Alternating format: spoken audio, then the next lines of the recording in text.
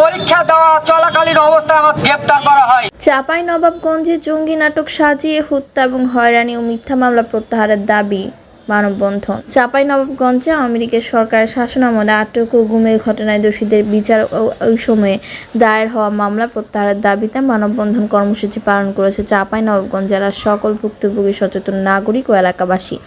সোমবার সকাল 10:30টার দিকে চাঁপাইনবাবগঞ্জ জেলা প্রশাসকের কার্যালয়ের সামনে ভুক্তভোগী সচেতন নাগরিক সমাজ ও এলাকাবাসীর ব্যানারে এই কর্মসূচি পালিত হয়। এই সময় ভুক্তভোগী সোহেল রানা বলেন, আমাকে নিউ ডিগ্রি কলেজে আমি পরীক্ষা দেওয়া অবস্থায় আমাকে 22শে ফেব্রুয়ারি 2018 তারিখ আমাকে পরীক্ষা দেওয়া চলাকালীন অবস্থায় আমার 2 ঘন্টা পরীক্ষার পরপরই আমাকে যে হল রুম থেকে আমাকে গ্রেপ্তার করা হয়। গ্রেপ্তার করার পর আমাকে জমা না দিয়ে আমাকে 26 তারিখে জমা দিয়েছে। তার মধ্যে আমাকে চোখ বেঁধে নিয়েছে, আমাকে গুম করে রেখে প্রচুর টর্চার করা হয়। সে টর্চার করার পরও তাদের মনের খায়েশ মিটেনি। তারপরে আমাকে আরও 4 দিনের রিমান্ড নাই। এই রিমান্ডে নিয়ে যায় আমাকে প্রচুর টর্চার করা হয়। সে সময় আমার ফ্যামিলির সাথে কোনো যোগাযোগ করা হয়নি, আমি যোগাযোগ করতে পারিনি।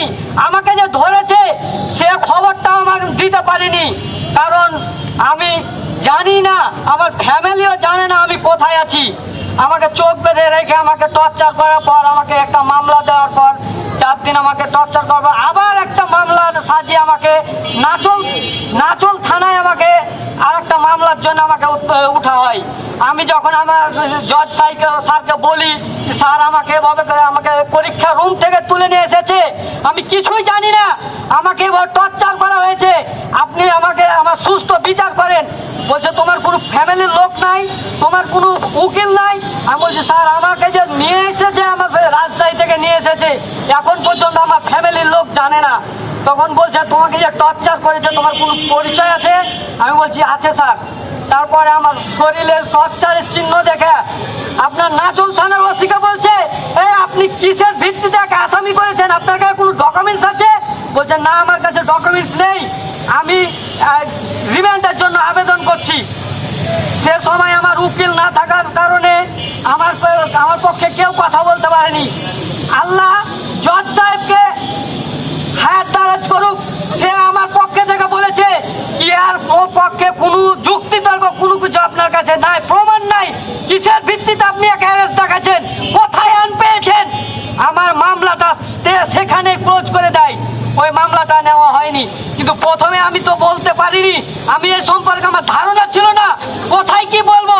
আমি জেল গেটে বলেছি কি আমাকে এবার টর্চার করেছে, আমি কিছুই জানি না। বলছে আমাদের হাত নাই, তাহলে আমি কোথায় সুস্থ বিচার পাবো? প্রায় 1.5 ঘন্টা ধরে মানববন্ধন কর্মসূচিতে 1.5 শতাধিক মানুষ অংশ নেন। এই ভুক্তভোগীদের মধ্যে মানববন্ধনে বক্তব্য রাখেন তারিকুল ইসলাম, তৌহিদুর রহমান, সুমাইয়া খাতুন, আবদুল্লাহ হিল কাফি, নজরুল ইসলাম, মাহিদুর রহমান, শাহ আলিউল্লাহ, মোহাম্মদ মুহিন সহ অন্যান্য। এই সময় মাদ্রাসা শিক্ষক বলেন, শুরুতে আমি বলতে চাই যে আমি একজন মাদ্রাসা শিক্ষক এবং একজন স্টুডেন্ট। আমি রাজশাহী ইউনিভার্সিটিতে পড়ালেখা করি।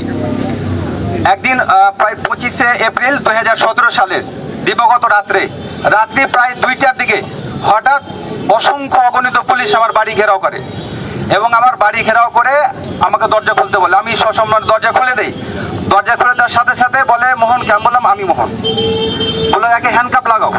আমি বললাম আমাকে হ্যান্ডকাপ লাগাবেন কেন? আমার কি কোনো ওয়ারেন্ট আছে বা আমার অপরাধটা কি? বললো কোনো কথা হবে না, একে হ্যান্ডকাপ লাগাও। এই বলে আমাকে হ্যান্ডকাপ লাগিয়ে নিয়ে গিয়ে গাড়ির মধ্যে ঢুকায় ফেলে। আমি ওখানে গিয়ে দেখি, বাজারে গিয়ে দেখি যে অসংখ্য গাড়ি দাঁড়িয়ে আছে। এরপরে আমাকে ওখান থেকে নিয়ে শিখগঞ্জ থানাতে নিয়ে চলে আসে। শিখগঞ্জ থানা থেকে আমাকে নিয়ে চলে যায় ঢাকা মিন্টু রোডের সেই অফিসে আমাকে নিয়ে যাওয়া হয়। আমাকে নিয়ে যাওয়ার পরে আমি বললাম আমাকে কেন নিয়ে আসা হলো? বললো তুমি আবু সম্পর্কে কি জানো?